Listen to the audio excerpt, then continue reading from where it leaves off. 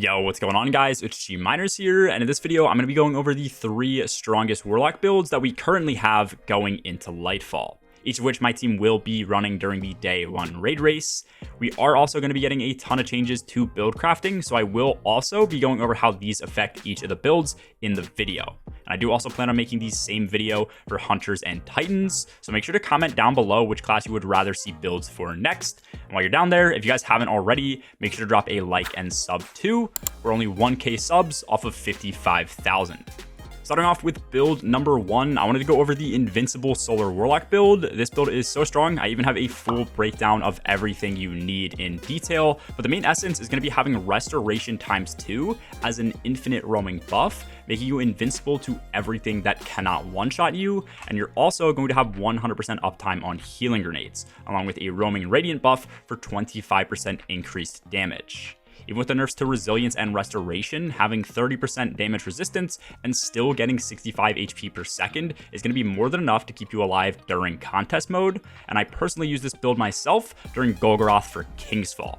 The ad density was insane, so you needed something to stay alive if you wanted to play aggressive, and with this density, it meant that it was super easy to maintain restoration. Overall, I think the healing is also stronger than Devour because it doesn't require you to actually get a kill for the healing, rather just get kills to keep the healing buff up for a longer duration. And this build is also support, so anyone we give our healing grenade to will also have infinite ×2 restoration as long as they have Empyrean on as well.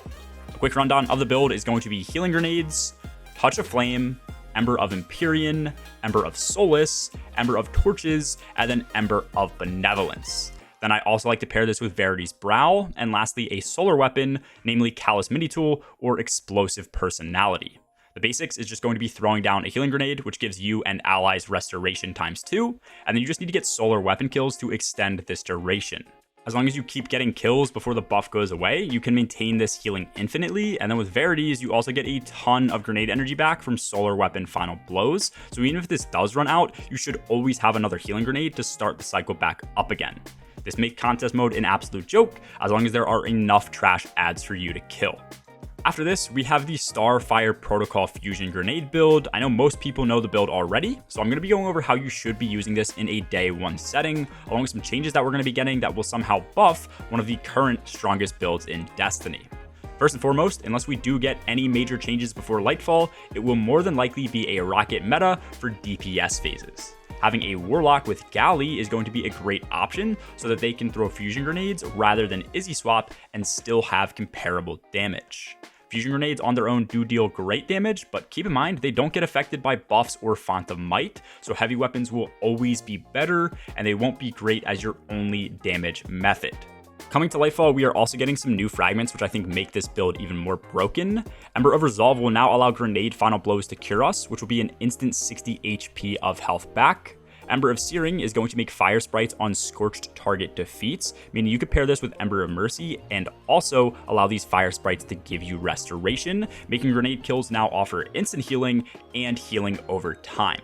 This would be a pretty big change in the current setup of the build, but all you really need for this to be effective against bosses is Ember of Ashes for maximum Scorch stacks, so I think these changes only add more to the build. This means for your full setup, you could be running Empowering Rift, Fusion Grenades, Touch of Flame, and then have Ember of Resolve, Ember of Searing, Ember of Mercy, and Ember of Ashes, which would optimize the build for survivability and for boss damage. Currently, I run Ember of Empyrean, Ember of Torches, and Ember of Char on the build, but I will likely make these changes in Lightfall to make the build even stronger when 20 under power. Last but not least, we have the standard Warlock Devour build. I don't see much of a reason to run this because of how strong Solar is going to be for Warlock, but realistically, I don't think Strand will be meta, Stasis isn't going to be needed with the Font of Might changes, and Arc is Arc. The main advantage that I think Void builds are going to have is their survivability with Devour, which is getting even stronger.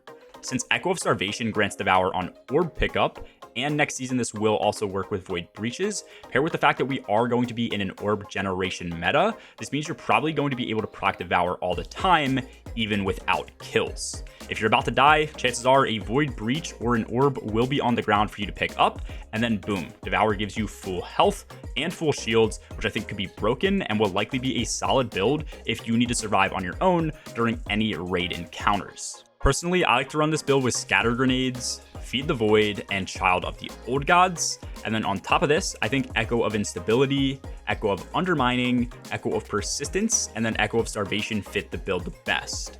Like I said, I like running Nothing Manacles. Others end up liking this with a full Controverse Hold setup. But overall, I think that Void is still a great option to run. It definitely needs to have the right encounter, but ultimately, whatever works best for you and your team during contest mode is what you guys should be running. Ultimately, these are the 3 best builds for Warlocks going into Lightfall. The only thing I think I left out is the OP Stasis build that I made earlier this season. I'll link that below, but that has infinite Font of Might uptime with Aegir Scepter and is super strong, but as the game stands, there isn't really any reason to freeze enemies when you can just kill them in the same amount of time. Plus, Aegir Scepter will work just as well on other subclasses next season. I will likely be going over all the builds that we are 100% going to run as a team the day before the raid race, so make sure to look out for that video if you guys are curious next season, and also let me know if there are any Warlock builds you do think I missed that are better than the ones I included. I stream a bunch over on my Twitch where we do Lowmans and speedruns live. A link to that and my Discord server are both in the description below. Anyways, that's all for this video, guys. As always, have a good one.